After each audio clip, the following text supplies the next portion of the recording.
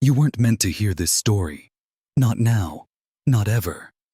The records were buried, the journals locked away in church basements and county vaults, the witnesses sworn to silence until the grave. But silence rots, and truth leaks. It begins with a boy whose smile hid something no one alive could name. Not demon, not genius, not man.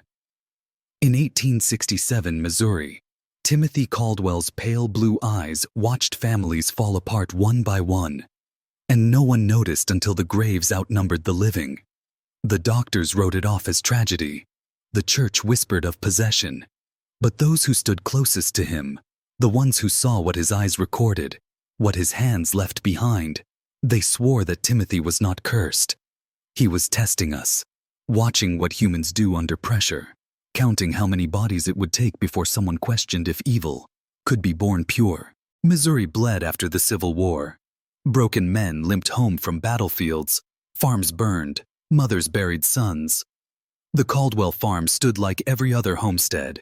Cornfields, rotting fences, cattle wandering unattended. But inside that farmhouse, something unnatural grew. 8-year-old Timothy arrived an orphan, polite, obedient, unnervingly quiet. His Aunt Sarah praised his manners. Neighbors envied his work ethic. But animals shrank back from him. Horses refused his touch. Chickens scattered when he crossed the yard. And when accidents began, children vanishing, livestock mangled, Timothy was always first on the scene, offering help before anyone asked, always present, never accused. Because who suspects the child who prays the loudest? Who questions the boy who calls every adult sir and ma'am, while studying them with eyes that never blink? Dr. Samuel Harding should have noticed sooner. He'd treated Union and Confederate soldiers alike, men shattered by war, eyes hollowed by killing. That same vacancy flickered behind Timothy's gaze. The first death looked like misfortune. Little Mary Fletcher drowned in 18 inches of creek water. Timothy found her. He described her body in unnatural detail. The way her dress snagged on a submerged branch, the pale ring around her lips.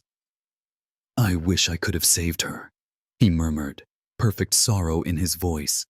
But Harding wrote in his journal. The boy's expression remained unchanged, even as the mother wept over the coffin. 3 weeks later, an old logger fell from Devil's Bluff. Again, Timothy found him. Again, the boy's calm surpassed reason. Coincidence can comfort the ignorant. But Harding wasn't ignorant. Harding watched. The woods around Sedalia weren't safe after that. 6-year-old Jacob Mills vanished playing near his family's cabin. Search parties combed the hills for days. Timothy joined them tirelessly, guiding adults through terrain he knew with unnatural precision. On the 4th day, he led them straight to Jacob's body. At the bottom of a hidden well, covered by logs arranged with surgical precision. No child could have hidden it so well. No child should have found it so fast. Harding noticed Timothy's behavior during Jacob's death watch. Sitting silent, lips moving, eyes fixed on the boy's shallow breaths. Not prayer. Observation. Cataloging pain. Memorizing the sequence of death like a student at his first dissection. By autumn, whispers spread. Farms losing livestock. Animals dying clean. Necks broken without blood. No foxes. No wolves. Just precision. Timothy roamed freely between properties, polite as ever, always offering help. "Such a good boy," neighbors said, even as chickens screamed in their coops at night. Harding's journals describe patterns too neat for nature. Deaths clustered near Timothy's roots, injuries resembling anatomical knowledge far beyond a farm boy's reach. And still, no one accused him. Why would they? The polite child becomes invisible.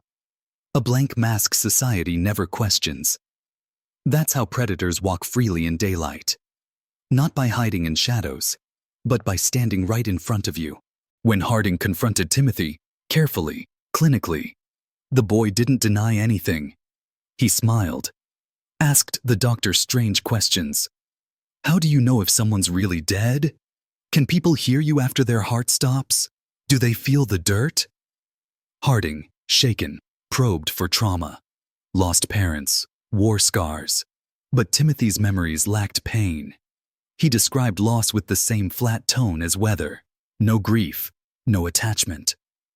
Harding began to wonder, was Timothy born without empathy, or had something stripped it from him? Could a child be hollowed out?